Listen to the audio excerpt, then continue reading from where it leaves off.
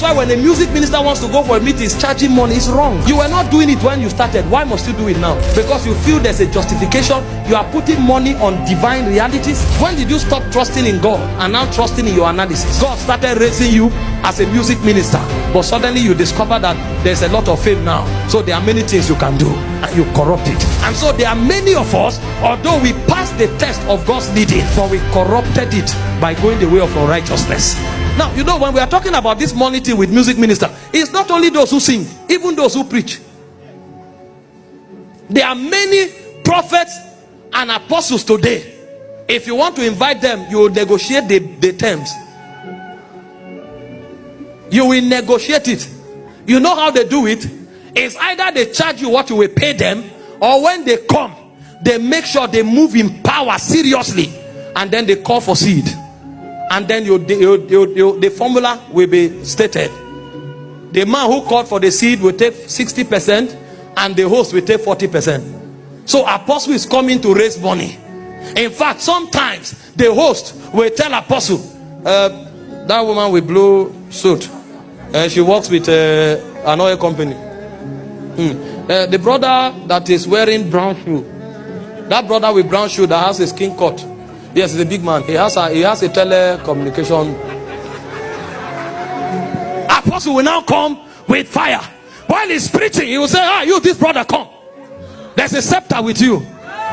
There's a scepter. God wants to. And now, because they have called brother out, his ego will rise.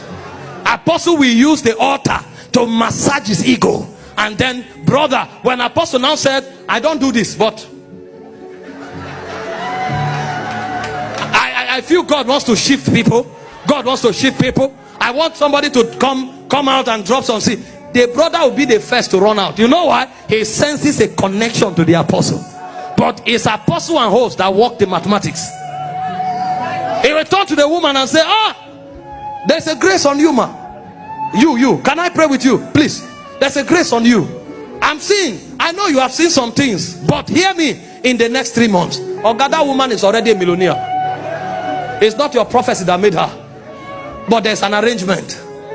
And when apostle knows that he has gotten the audience where he wants, apostle will now take seed.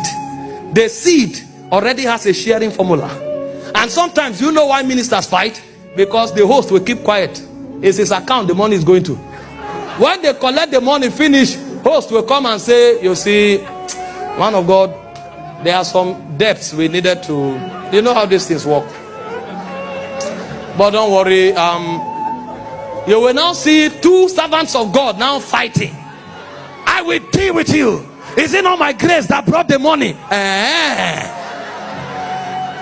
So the corruption is not only, see, the reason we are addressing this thing, we don't have any issue with anybody. I relate with all these people, but I know they want to corrupt the heritage of God. That's why when a music minister wants to go for a meeting, he's charging money. It's wrong. It's wrong. You were not doing it when you started. Why must you do it now? Because you feel there's a justification. You are putting money on divine realities. When did you stop trusting in God and now trusting in your analysis? And when it comes to music minister, you think it's right. Imagine if they told you that they invited me for a conference, and I said, you see, these messages, then we have to refine them and put online. I need to come with some people and I pay them. Do you think I don't have staff? I have more than 40 staff on my payroll now. So it's not only the music minister that has staff. I have staff.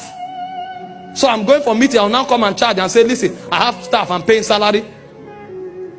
And then I'm charging money, 30 million. You who is singing song for 10 minutes. And me who is preaching for 2 hours. Who is doing more work? Even the Bible said the elder that rule is worthy of double honor. Not the one that sing. It said the one that labor in word and doctrine.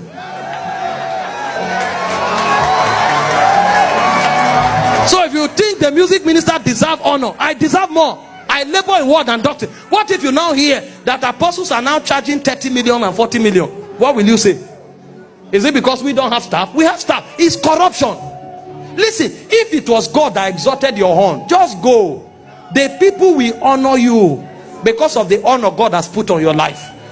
And don't tell me that there are people who have swindled you. Sir, I have traveled many times, not just to Nigeria, many nations.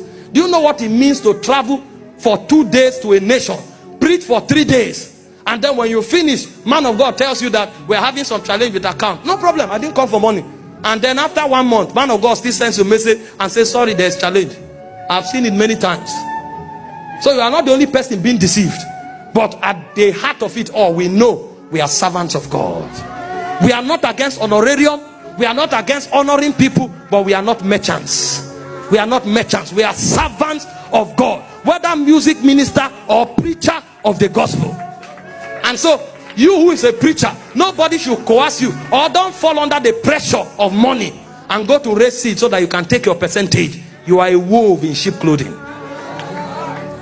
And you who is a music minister, don't go charging money to sing. You are not a performer, you are a worshiper. And don't allow the world tell us what is right from what is wrong.